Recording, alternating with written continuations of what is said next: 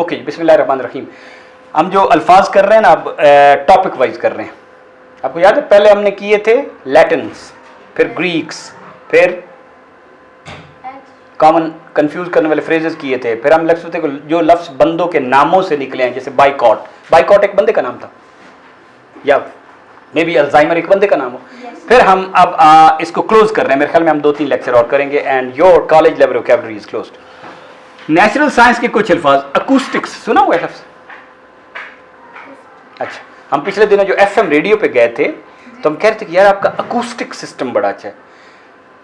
देखिए, बाज़ औक़ात आपको गूंज चाहिए एक इंप्रेशन क्रिएट करने के लिए, और बाज़ औक़ात आप चाहते हैं कि कोई गूंज ना आए, तो फिर आप अपनी दीवारों के ऊपर पैड्स लगाते हैं। थ्रू आउट आपकी दीवारों के ऊपर कारपेट या टेपेस्ट्री लगी होती है ताकि कोई भी आवाज़ गूंज के वापस ना आए। तो रेडियो FM वाला कमरे में साइलेंस थी ना। Acoustics is science of hearing. अगर आप कान के डॉक्टर बनेंगे ना तो आप अकूस्टिक्स काफ़ी सारी आपको पता होगी। म्यूज़िक वाले जो बंदे जो कॉन्सर्ट करते हैं, basically they are acoustic specialist कि कहाँ से कौन सी वेव आएगी और किस किस्म के एम्बियंस में, किस छोटे कमरे में। आप देखते हैं ना, आप सेटिंग होती है स्मॉल रूम, हॉल, ओपरा, तो आप इस किस्म की सेटिंग बनी बनाई मिल जाती है आपकी प्लेयर में। तो वो अकूस्टिक साइंस है, science of hearing. Okay, generic आपने बायोलॉजी में पढ़ा हुआ, जेनरा, स्पीशी, किस्म। जेनेरिक आम, जनरल, स्पेशल ना हो। यार ये एक जेनेरिक अंडरस्टैंडिंग है, एक स्पेशल अंडरस्टैंडिंग है। एक मैं कहता हूं कि जी ये कार है, तो मेरी जेनेरिक अंडरस्टैंडिंग है। एक होता है कि कार, वो कार के सिस्टम्स उसके ज़हन में आ जाते हैं, और कैनबस और EFI, तो वो एक स्पेशल अंडरस्टैंडिंग है। तो जेनेरिक, जेनरा, जेनरा सुनो, genera, species, kingdom, phyla. Geocentric, geo मैंने होती है दुनिया, ग्राफ मैंने होती है लिखना। जियोग्राफी दुनिया पे लिखना, यानी दुनिया का नक्शा बनाना, यहां से निकला था। लेकिन अब दुनिया, ज्योग्राफी दुनिया के नक्शा बनाने के बारे में तो नहीं है। ज्योग्राफी में तो मौसम भी आते हैं, ज्योग्राफी में तो टेक्टोनिक प्लेट्स भी आती हैं, ज्योग्राफी में तो वेदर सिस्टम भी आते हैं, राइट, विंड्स भी आती हैं। तो अब इसका नाम ज्योग्राफी नहीं है, इसका नाम क्या है? Earth sciences. It's no longer, geography को ज्योग्राफी कोई नहीं कहता, इट्स अर्थ साइंसेज। क्योंकि शुरू हुई थी मैप मेकिंग से कि कहीं जाना था तो उसके मैप बनाओ और नॉर्थ में। अब ऐसे नहीं है। जियोसेंट्रिक का मतलब होता है कि इंसान ये समझता था कि पूरी कायनात का सेंटर ज़मीन है। रीज़न कि मैं ज़मीन इधर खड़ा हूँ तो मुझे सारे सितारे ऐसे मगरिब की तरफ जाते महसूस होते हैं ना, ठीक है। ये इसी तरह है कि जब मैं गाड़ी में जा रहा हूँ तो मुझे लगता है कि सारी दुनिया पीछे जा रही है, जबकि मैं आगे जा रहा हूँ। तो था ऐसे नहीं, था ऐसे कि हम मूव कर रहे थे और सितारे तो नहीं मूव कर रहे थे। हम तेजी से मूव कर रहे थे तो सितारे पीछे जाते हुए महसूस होते थे। तो एक्चुअली इट वाज नॉट के स्टार ऐसे जा रहे थे, हम राइट ईस्ट की तरफ जा रहे थे। तो सितारों को ऐसे जाते हुए देख के इंसान समझता था कि सारे सितारे हमारे इर्द गिर्द हरकत कर रहे हैं। सितारे हरकत, हर सितारा हरकत कर रहे हैं वेरी वेरी फास्ट। हम तो 30 किलोमीटर पर सेकंड से हरकत कर रहे हैं ना, पर सेकंड, बुलेट से 10 गुना तेज जमीन। लेकिन सूरज जो है वो तो 240 समथिंग पर सेकंड से हरकत कर, किलोमीटर। तो वो तो विजिंग उस टाइप की चीज। तो ये जो इंसान का ख्याल था, ये था जियोसेंट्रिक ख्याल, जो कि गलत था। कुरान में आया है ना वो फलकी फी यसबहून, कि हर चीज अपने अपने मदार में तैर रही है। ये फिर बाद में हमें भी पता चला कि वो वाकई मदार में ही तैर रही है। केपलर, न्यूटन, गैलीलियो, ये सारे आए। अब ये जो एक था ना कि सोलर सिस्टम में सोलर सेंटर में है, सन इज इन द सेंटर, इसको क्या कहते हैं?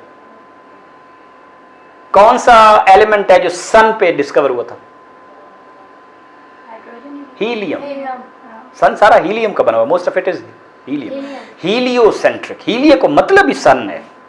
Helium an element which is coming from sun, क्योंकि सन बना ही हाइड्रोजन और हीलियम से है। तो अब हमारा व्यू है हीलियोसेंट्रिक। हम कोई कायनात के सेंटर में नहीं है, हम कायनात की किस चुंड में हमें ये भी पता नहीं है। ओके, हर्मेटिक, हर्मेट सुना हुआ है? जो बंदा अपने आप को एक साइड पे कर ले और तारे को दुनिया टाइप हो जाए। हर्मेटिक ऐसे इंस्ट्रूमेंट को कहते हैं जिसको चारों तरफ से आपने बंद किया हो। जैसे ब्लैक बॉक्स नहीं होता गाड़ी, जहाज का, जहाज तबाह भी हो जाए तो ब्लैक बॉक्स के ऊपर इतनी मोटी लेयर होती है कि वो उसके अंदर के सर्किट को। ये इंस्ट्रूमेंट हर्मेटिकली सील्ड है, मीन्स कि हर तरफ से बंद है। बाज़ इंस्ट्रूमेंट होते हैं बिल्कुल हर्मेटिकली सील्ड होते हैं ताकि उनको कुछ ना हो। हर्मेटिक। बैलिस्टिक्स, बाल सुनो, बैलिस्टिक का नाम तो मिसाइल का नाम। बाल सुनो, बॉल। बैलेन means to throw something which is thrown. Ballistic means the technology of throwing. Ballistic आपने थ्रो करना है। बाद में आप पढ़ते होते हैं कि मैं किस जाविये से थ्रो करूं तो कितना दूर जाएगा, तो इसमें हम ज्योमेट्री लगाते हैं, सिंपल ट्रिक साइन कॉज लगाते हैं कि ये तो हम 8वीं 9वीं का सवाल है। बैलिस्टिक प्रोजेक्टाइल मोशन आपने पढ़ी हुई ना? प्रोजेक्टाइल मोशन बड़ी इंटरेस्टिंग है। बैलिस्टिक में हम पढ़ते हैं कि एक गोली को आप इधर से फेंकें, जितनी मर्जी स्पीड से फेंकें, और एक गोली को आप वैसे ही इधर ड्रॉप कर दें, जमीन को दोनों इकट्ठी टच करेंगे। आप एक गोली को बहुत तेज फेंकें बुलेट से सीधा, और एक चाक को ऐसे ड्रॉप करें, ये चाक और वो गोली जमीन को इकट्ठे टच करेंगे। या ऑलवेज दिस इज ग्रेविटी। क्योंकि जो इधर जा रही है उसका ग्रेविटी से ताल्लुक नहीं है, वो तो आपने जोर दिया, लेकिन जो इधर का जोर है वो किसका है? ग्रेविटी का। जैसे ग्रेविटी ने दोनों को में तमीज नहीं करनी, उसने नहीं इसको बख्शना उसको बख्शना, उसको प्रेफरेंस देनी उसको प्रेफरेंस देनी। एट द सेम टाइम उसके नीचे आने की स्पीड सेम होगी, इधर जाने की आप मैनिपुलेट कर ले। It's very very interesting. ये अकल में नहीं आता। एनीवे, कैटलिस्ट आपने सुना हुआ? कैटाबोलिज्म, कैटलिस्ट मैंने तो चीज़ों को सॉफ्ट करके ऐसे करना कि वो तोड़ सके। हमारे अंदर एंजाइम होते हैं जो कि सब्जियों में ज़्यादा होते हैं। आपको पता है अंदर एंजाइम हर चीज़ को तोड़ने के लिए वक्री चीज़ होती है, हर चीज़ को तोड़ने के लिए अलहदा चीज़ होती है। मैंने गुलाब जामुन खाया है और मैंने मटन खाया है और मैंने बिस्किट खाया है, उसको तोड़ने के लिए डिफरेंट एंजाइम, और हमारे अंदर लाखों एंजाइम्स हैं, राइट? और एंजाइम अंदर अबाउट साइंटिस्ट से कि मिलियन चक्कर लगाता है in a second to find out कि क्या खाया है, राइट? और अगर वो ना लगाए वो फिर उसको काटता है, फिर हम इस काबिल होते हैं। हमारे अंदर ग्रीन चीज खाने का एंजाइम नहीं है, इसलिए हम ग्रीन में से उसके कुछ मिनरल्स, उसका लोहा, उसके कुछ ले लेते हैं, लेकिन बाकी ग्रीन जानवर एब्जॉर्ब कर लेते हैं, हम नहीं करते, बिकॉज उसका एंजाइम नहीं है, उसका कैटलिस्ट है, उसको तोड़ा नहीं जा सकता। कैटलिस्ट वो चीज है जो उसको तोड़ के स्पीड इन्हांस कर दे। एनालिसिस होता है कैटलिस्ट। मेटाबॉलिज्म सुना हुआ है? कोई भी प्रोसेस जो जिंदगी मेंटेन करने के लिए हो उसको मेटाबॉलिज्म कहते हैं। उसमें आगे दो होते हैं, कैटाबॉलिज्म, एनाबॉलिज्म। जोड़ने वाले एनाबॉलिज्म है, तोड़ने वाले catabolism. Catabolism breaking. Okay, congenital, gen मैंने जेनेरिक, जेनेसिस पैदा होना, जेनरेट करना, बिजली पैदा होना, जेन जेनरेटर पैदा करने वाला, ठीक। कंजेनिटल कौन मैंने इकट्ठा, को एजुकेशन इकट्ठा, हाँ को जेनिटल है ना असल में। तो कौन जेनिटल मीन्स कि पैदाइश से इकट्ठा, मतलब ये बीमारी तो इसको यार पैदाइश से ही है, इट्स अ कंजेनिटल डिजीज, कि पैदाइश से ही इसकी उंगली में मिसाल के तौर पे थोड़ा सा निशान लगा हुआ, कंजेनिटल। उनका आसान सा लफ्ज़ जेनिटल। ह्यूमस आपने वैसे सुना हुआ, ह्यूमस क्ले में हम कहते हैं कि ये मिट्टी का लफ्ज़ एक्चुअली ह्यूमन पीसी से आया है कि इंसान भाई मिट्टी बना। और असल में आप समझे तो आजिज़ी यही है ना कि भाई अपने आप को नीचे ही रखो। ह्यूमस। इनर्शिया तो सबको पता है क्या? इनर्शिया जो जैसे चीज गिरना वगैरह, इनर्शिया पैदा नहीं होता जैसे। ऐसे तो नहीं कह सकते ना इनर्शिया जैसे इनर्शिया पैदा होता है, क्योंकि इसको कहते हैं सर्कुलर आर्ग्यूमेंट, कि मैंने आर्ग्यूमेंट के अंदर वही लफ्ज़ इस्तेमाल कर दिए। चले इनर्शिया, हम साइंस के हिसाब से इनर्शिया होती है कि किसी चीज को जो अपनी मोशन को रेजिस्ट करती है उसको इनर्शिया कहते हैं। हाँ, मोशन को रेजिस्ट करने की जो उसकी कैपेबिलिटी है उसको इनर्शिया कहते हैं। अच्छा, इंसान ये समझता था कि चीजें थक जाती हैं, जब फ्लो होती हैं तो थक जाती हैं। बाद में ये तो न्यूटन दी कमाल है, न्यूटन ने कहा कि नहीं ऐसा बात नहीं है। न्यूटन 25 साल सोचा उसने इस बात पे, एक सवाल पे उसने 25 ईयर्स, एंड फाउंड आउट कि यार कायनात डिफरेंट है भाई। जिस चीज को एक दफा फेंक दो वो कभी भी नहीं रुकती, इट विल नेवर स्टॉप। और ऐसे ही है, हम सैटेलाइट फेंकते हैं उसके साथ फिर कोई इंजन तो नहीं होता। एक दफा सैटेलाइट फेंक दिया वो सारी क़यामत तक चलता रहेगा, अनलेस कि उसको कोई और ग्रेविटी डिस्टर्ब करके कहीं गिरा ना दे। एक दफा कोई सितारा हमसे टकराया तो चांद निकल गया, तो क्या चांद के पीछे अब कुछ लगा हुआ है? नो। तो मैं एक दफा ये इस पे जो फोर्स लगाऊंगा ना, it will never stop unless इसको स्टॉप करने के लिए कोई और फोर्स आए। तो ये रुकता क्यों है? इसको स्टॉप करने के लिए रगड़ की फोर्स आ जाती है। अगर कोई रगड़ की फोर्स को दरम्यान में से निकाल दो, इसलिए स्पेस में जब हम जाते हैं तो हम कहते हैं EHV, extra vehicular activity, EVA। तो अपने साथ रस्सी बांध के रखते हैं वो, क्योंकि मैं एक जोर भी लगा दूं ऐसे तो आई विल नेवर स्टॉप, मैं अपनी उसके कभी भी नहीं आऊंगा। और खुदा न खासा रस्सी टूट जाए तो वो जो बंदा है बस हो गया। ठीक है ना, आप बस कोई रास्ता वापिस आप ठीक है। तो ये है, क्या बात हो, कहां से पहुंचे? इनर्शिया वो है इनर्शिया कि मैं रुका हुआ हूं तो मैं रेजिस्ट करता हूं कि मुझे छेड़ो नहीं, मैं जा रहा हूं तो मैं रेजिस्ट करता हूं मुझे रोको नहीं। ये इनर्शिया दोनों साइडों पे। ये इनर्शिया को हम यूज करते हैं जैसे मोटा पहिया बना के ना, कि वो एक दफा उसे इंजन ने हिलाया है ना तो फिर खुद ही हलता रहता है और उस शेफ्ट को वापस ले आता है। तो फिर इनर्शिया को हम इस तरह यूज करते हैं। इनर्शिया काफी चीजों में है। एक बंदे से भी इनर्शिया होता है कि मैं नहीं कम करना, चेंज के खिलाफ जो अंदर होता है ना कि यार नहीं बाद में कर लेंगे, ये इनर्शिया है। साइबरनेटिक्स,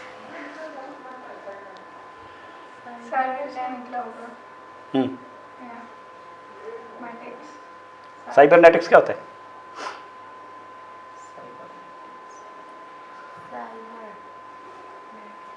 साइबर की मैकेनिक्स होगी कोई मैकेनिक्स होगी या वैसे related ये मैनेजमेंट में भी यूज होता है और साइंस में भी यूज होता है। मैनेजमेंट में ये है द साइंस ऑफ एक स्टेट को चलाना, स्टेट क्राफ्ट जो है उसको भी साइबरनेटिक्स कहते हैं। और इधर एक एनालिटिकल टाइप की साइंस भी है जिसको साइबरनेटिक्स कहते हैं, डेटाज के साथ, एनालिटिक्स के साथ। आइसो मैंने तो आपको पता है same, isobar same pressure, isotope same mass, isotone जिनके सेम नंबर ऑफ पार्टिकल्स हों, आइसोटोनिक मटेरियल है। आइसोटोप, आइसोबार, गैल्वेनिक तो आपको पता ही है, गलीलियो गैल्वानी, एक गलीलियो तो नहीं था उसका नाम, उसके गैल्वानी, ये सारे अक्सर गैलन साइंसदान का नाम था, वोल्टा साइंसदान का नाम था, एम्पियर साइंसदान का नाम था, न्यूटन साइंसदान का नाम था। तो उनकी ऑनर में हम, जैसे हम कहते हैं पिथागोरस थ्योरम पिथागोरस के नाम पे है, लेकिन पिथागोरस ने तो नहीं बनाया, बाज़ को हम वैसे ही नाम रख देते हैं इन ऑनर। हाँ, या ओके, गैल्वानी वैसे तो गैल्वानोमीटर मशहूर है, गैल्वेनिक मैंने होता है लिटरेचर में हम कहते हैं कि बहुत ही जुड़ा हुआ, गैल्वनाइज्ड इनको टीम को करना है। तो वैसे इसका मतलब होता है जिसके ऊपर चार्ज हो। मैलिएबल, मैलेट सुना हुआ? मैलेट हथौड़ी, मैलिएबल जिसको हथौड़ी से सीधा किया जा सके। और लकड़ी है ना, हथौड़ी मार के टूट जाएगी, मेटल नहीं टूटेगी, तो metal is malleable. Most malleable चीज दुनिया में क्या है? गोल्ड। Very good. गोल्ड इतना ज्यादा मैलिएबल है कि अल्टीमेटली एक एटम तक रह जाएगा तो वो टूटेगा नहीं, till the time it's one atom. इसीलिए तो रदरफोर्ड का एटम का एक्सपेरिमेंट गोल्ड पे है। डक्टाइल, डक्ट सुना हुआ? रास्ता, राइट। तो डक्टाइल ऐसी चीज जो अपने आप को ऐसे रास्ता बनाने की, यानी कि तार बनाने की इजाजत दे दे। हर चीज की आप तार नहीं ना बना सकते, टूट जाती है ना, सवैयां एक हद तक की होती है। तो डक्टाइल मीन जो ऐसे डक्ट बनाना की allows you to make a duct। तो metals are ductile। ठीक है, शीशा तो नहीं है ना, शीशे में आप ऐसे तार नहीं बना सकते।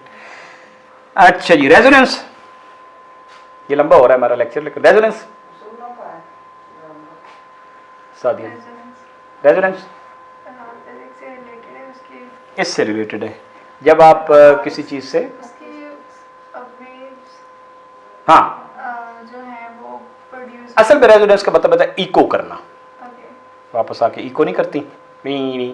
तो रेजोनेंस का असल मतलब होता है कि एक पेंडुलम है ना, पेंडुलम को मैं इधर धक्का दूं तो मैं थोड़ा सा धक्का भी दूंगा तो वो बच्चे को ऐसे करेगा।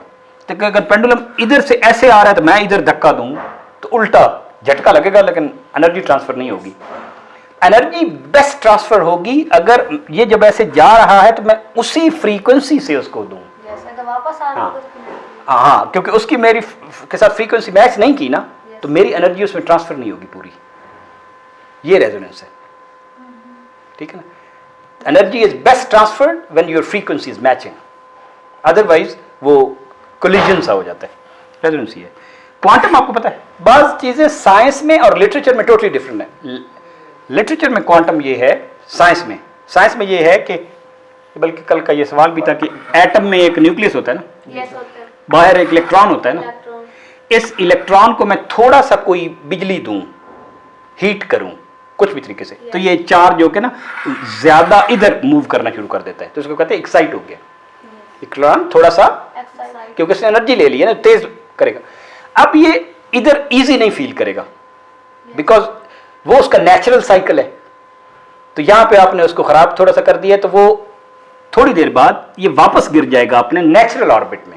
जब वापस गिरेगा तो जो चीज बाहर निकलेगी ना, जैसे ये है ना, मैंने इसको ऊपर खड़ा किया, छोड़ा है तो इसने टक किया है ना, आपको साउंड एनर्जी दी है। इलेक्ट्रॉन जब गिरेगा तो आपको लाइट देगा।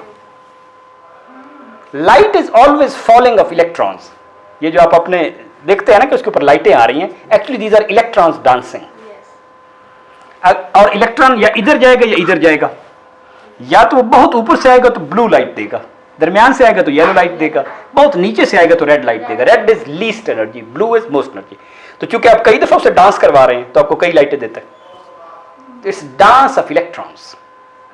All this light what's happening on your screen is the dancing electrons at that level. Yes और आपकी जो एलईडी होती है ना, उसमें हर एक चीज पे हम तीन हर एक डॉट पे, हर पिक्सल पे एक्चुअली 3 एलईडीज होते हैं।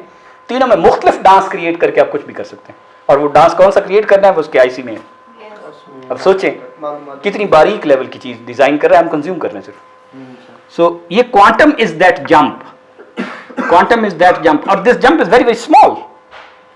हम लिटरेचर में क्या कहते हैं, उसने यार बड़ा क्वांटम तरक्की कर ली है। लिटरेचर में क्या इस्तेमाल होता है कि इट्स अ बिग जंप, लेकिन एक्चुअली क्या है, quantum it's very small jump, बिल्कुल उलट। ओके, स्पीलियोलॉजी होता है the science of caves. Caves, spelunking वो करता है जी, वो केव्स में जाता है और केव्स की स्टडी करता है। हम तो किसी चीज़ की भी नहीं करते मुसलमान लोग, लेकिन लोग तो करते हैं ना। दुनिया की सबसे बड़ी केव्स मलेशिया में, कभी जाना हो। स्टैलेक्टाइट, जब आप केव्स में जाते हैं ना, कभी गए उधर? साल्ट माइंस में अगर आप जाए ना, तो साल्ट ऊपर से ऐसे ना ड्रिप करती करती करती करती एक जमीन तक बात आ जाती है, ठीक है, क्योंकि उनके अंदर पानी हौले हौले खुश्क हो जाता है और रह जाता है, कॉलम सा बन जाता है कर। हाँ, इसको कहते हैं स्टैलेक्टाइट, उसका नाम है स्टैलेक्टाइट। ओके, नीचे वाले पार्ट को स्टैलेग्माइट कहते हैं, ऊपर वाले को स्टैलेक्टाइट कहते हैं। बाज को एनीवे, ये तो एक सीमियन मैंने होता है फिर नक वाला, यानी लफ्जी मैना, लेकिन असल में इसका मतलब हो गया है relating to monkeys, relating to monkeys. Seismic मैंने ट्रेमर, जमीन जो हलती है तो उनको कहते हैं ये किसके सिज्मिक वेव्स जनरेट हुई हैं। Seismology study of earthquakes. Thrombosis, blood clot होना, जब आप एक जगह पे लगातार बैठे रहें, मतलब फ्लाइट्स में, तो आपकी पैर सूज जाते हैं, ये हो जाता है, तो ब्लड क्लॉट हो जाता है, तो थ्रोम्बोसिस कहते हैं। जो आप बिजनेस क्लास में और अगली प्लैटिनम क्लास में जाते हैं तो उसकी हर सीट में वाइब्रेटर लगे होते हैं, हर सीट एक मसाज मशीन है। तो जो इकोनॉमी क्लास में जाते हैं, इसका नाम रख दिया हुआ उन्होंने इकोनॉमी क्लास सिंड्रोम, क्योंकि आंदे तो तुहाडे पैर तुहाडी जुत्ती च नहीं पूरे आंदे।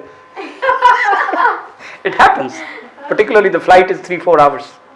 तो इसलिए वो कहते हैं, लिखा होता है, बार बार पानी पिए थोड़ा सा और बार बार आधे घंटे बाद चलें, या अपने आप को उधर ही बैठ के ऐसे ऐसे करते रहें, वरना आपको थ्रोम्बोसिस हो जाएगी। ओके, सिमत सुना हुआ है? सिमत नॉर्थ साउथ अरबी से है। एजिमुथ वहीं से आया है, जिस तरह हम कह रहे थे ना कि एडमिरल से अमीरुल बहर से एडमिरल आया, या टावल से तौलिया आया, ठीक है ना, या सिफर से जीरो आया है, साइफर।